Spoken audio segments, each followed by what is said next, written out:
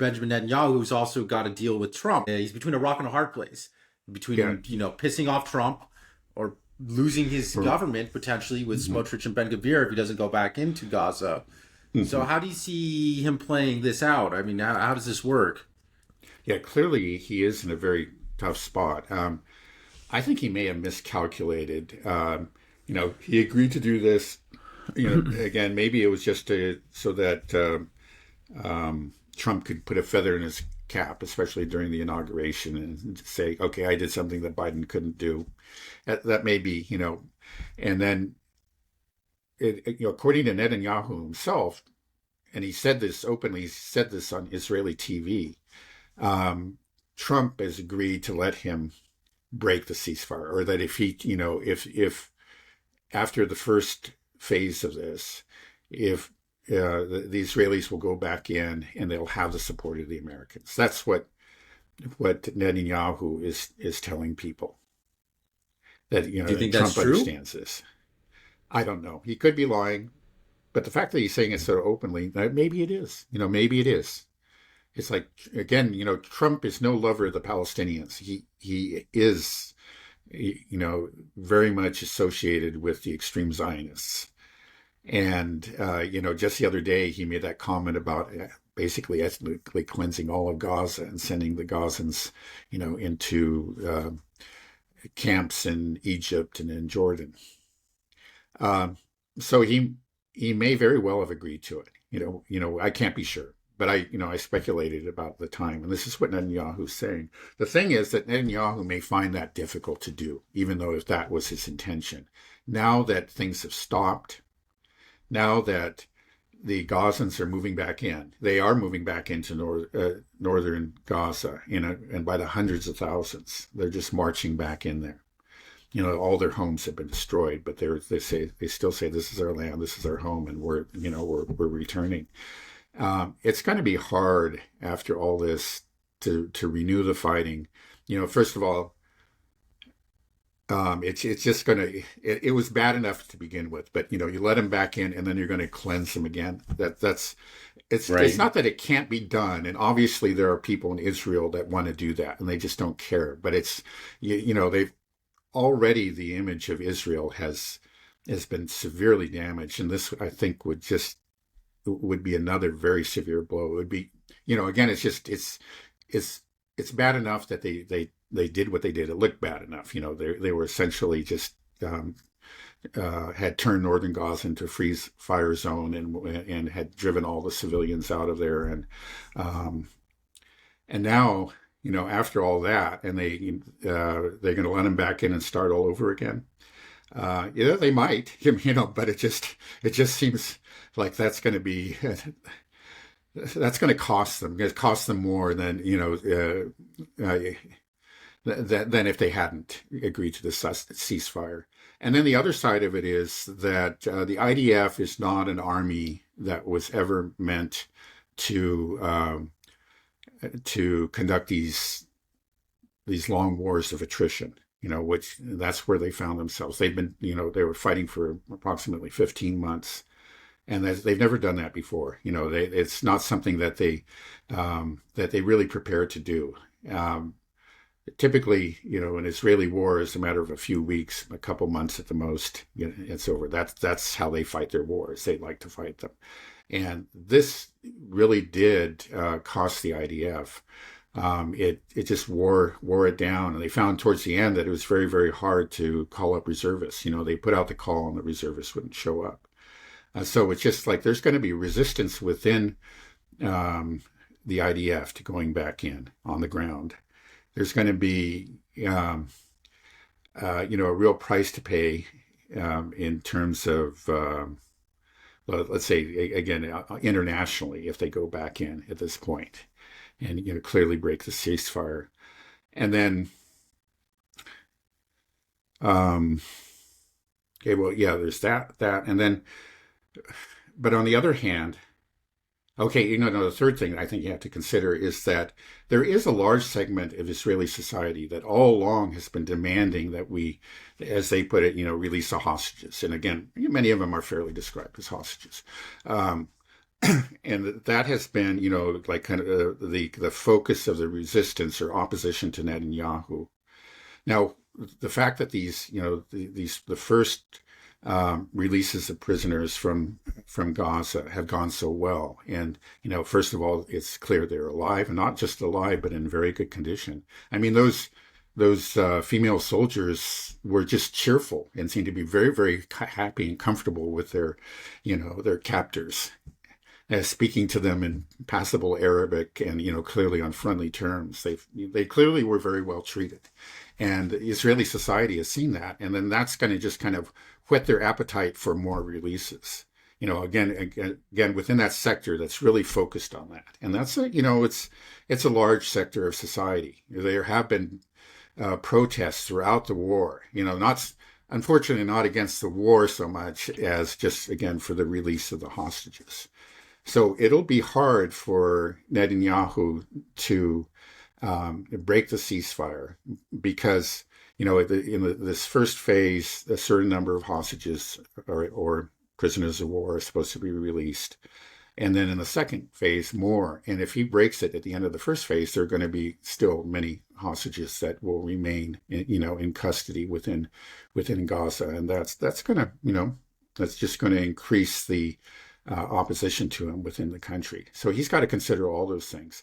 Yet on the other hand, you have, the ultra-nationalists, and they're very unhappy about this. They felt like they had been promised northern Gaza. And now it's been snatched away from them, and they're not going to take that lightly. We're talking about Ben-Gvir, who's already resigned. Smotrich, the finance minister, another ultra-nationalist, has remained, but he's remaining on the understanding that the ceasefire will end after the first phase, and that the Israeli army will go back in. We'll see. So we're looking at some really kind of Israel itself is sort of on a collision course with itself here. Right. And yeah. Netanyahu's right in the middle of it. And, he's now don't ever underestimate Netanyahu. He's just a very wily. He always comes out on top somehow. Yeah. There are many times when people have just, have counted him out, and he always comes back. So we'll see. But he may manage to come, roaring back with the ultra-nationalists at his back. We'll see. Hey guys, I hope you're enjoying the conversation so far. I promise to only take 1 minute of your time. If you're using AI, please consider checking out my website, novlisky.io. Right now, we're in the middle of this AI arms race. Nobody knows what's the best AI to use. Yesterday was OpenAI, and everybody's talking about DeepSeek. This is great for us as consumers of AI, but what's not so great is having to jump from platform to platform. You don't want to have to sign up for a monthly subscription on OpenAI and then move over to Anthropic and then move over to DeepSeek. So what we built here at Novlisky is an AI hub. It allows you to access hundreds of AI models. We update them as soon as a new model comes out. It is integrated into our system, and you can use them all under one platform. And another thing that's so great about this website is that you can easily use multiple models at the same time to compare which is best for whatever use case. So for example, I'm going to use Anthropic and GPT-4 at the same time. So I get side-by-side results. I use this in my work every single day. I think you'll find it incredibly useful. There's tons of customizations. We have an iOS and Android native app as well. So you have seamless synchronization across all devices. So please check it out. I think it's something you'll find incredibly useful. There are no subscription fees, no rate limits. I guarantee you it's going to save you money, and it's just going to keep you on top of all AI releases. That'll be scary. You're right. I mean, I think starting it back up again in Gaza, it's going to be demoralizing for the IDF. They have to refight and retake all the territory in northern Gaza that they spent the past 15 months demolishing. And now they're going to have to do that all over again. And then just the global image of Israel has been damaged so much after this 15 months. And now we just have a little bit of a reprieve here for the Palestinians at Gaza. And then they just do it all over again. And then it is just hard to give any justification for it. It's just, I just see it. That will not end. I don't think it'll end well for them. But if they don't, then we're looking at potentially Netanyahu might lose his coalition, right? So his government falls apart. His corruption charges will commence, and he might end up in prison or jail. So this isn't really an option for him. He can't lose the government. He has to maintain power. If not, He's over. He's the man that ended up destroying Israel instead of creating greater Israel. Now Right. Israel is a pariah. They committed half a genocide. Yeah, right. And he's still, yeah, and you have to say that the Gaza campaign was a failure. I mean, he did not achieve his stated objectives. The first one was really to destroy Hamas, to eradicate it, and it's just so clear. That's one thing is that those videos have shown people.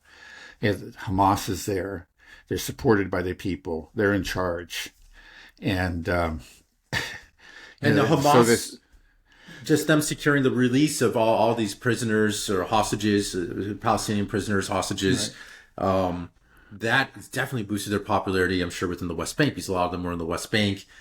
So, and in Gaza. So just, I think there's I think a huge amount of support amongst all the Palestinians for Hamas. I think that's fair to say. right, I mean, I think it's always been there. People never really, yeah, when I was in we were both in the West Bank before. I met right, with some PA members, Palestinian Authority members, and I just remember that learning that nobody really respected these guys that much. yeah, They were kind of considered the right, Vichy government, and so it was right. Well, that's what they are. Yeah, right. no, there's no So, question about it. Just as an aside, I thought that I would mention that a lot of people commented on the contrast of the condition of the hostages on that the Israelis had kept, the Palestinian hostages versus the IDF soldiers that were released by Hamas. Again, those Palestinian hostages were gaunt, bruised. Clearly had been maltreated.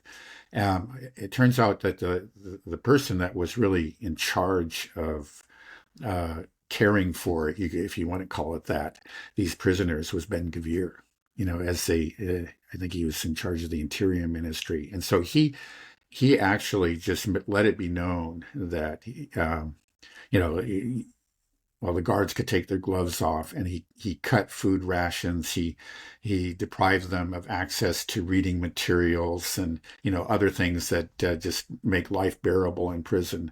He did everything he could to make them miserable and to make them suffer. So when you see these people, these gaunt, clearly abused hostages being released, back to their families in the West Bank or in Gaza, just think Ben-Gvir. what a monster. Yeah. Okay, well, is there anything else you want to update on the Middle East? No, We I just think have to wait and we see. did. Yeah, we'll have to wait and see. Yeah, no, it's going to be right. Both in southern Lebanon and Gaza, we are. Yeah,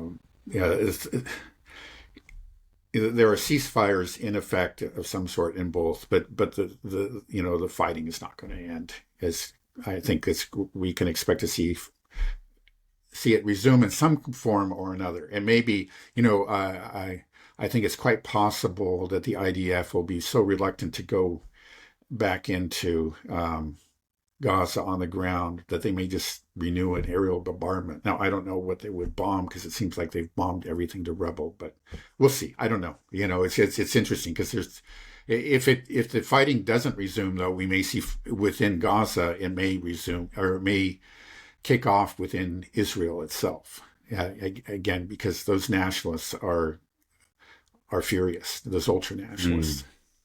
Right. Yeah, I feel like Netanyahu has no choice but to keep it going as well. If he Quite stops, possibly. he's going to be in trouble. Another thing he may do is just that he may just kind of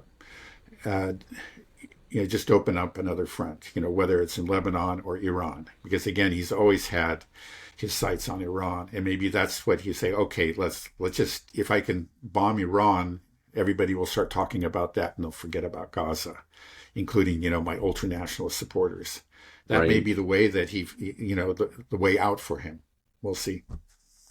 Right. Well, I mean, they need the U.S. help for that, and I don't think Trump is going to go along with that. So that's just the other thing that he's got to calculate. If he goes back into Gaza, tries to attack Iran, what's the U.S. going to do? I don't think the U.S. is. The Biden The State Department isn't there anymore. They're not going to be able to just push them over as easily, push the U.S. Yeah, but around. unfortunately, you Hopefully, have a lot of, you do have a lot of people within the new State Department and the Pentagon and the NSA who are anti-Iran fanatics, and so yeah, maybe they're not pushovers, but they can actually be very zealous in supporting Israel or even leading Israel into an attack in Iran. Yeah, the question is the wild card, I think, as always, is Trump himself.